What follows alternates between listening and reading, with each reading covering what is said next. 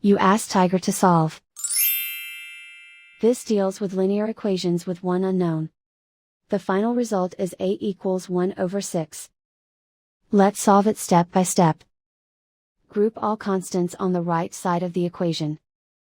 Add 7 to both sides. Simplify the arithmetic.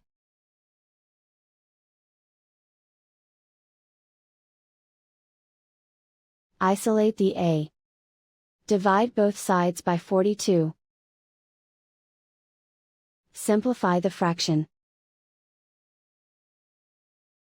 Find the greatest common factor of the numerator and denominator.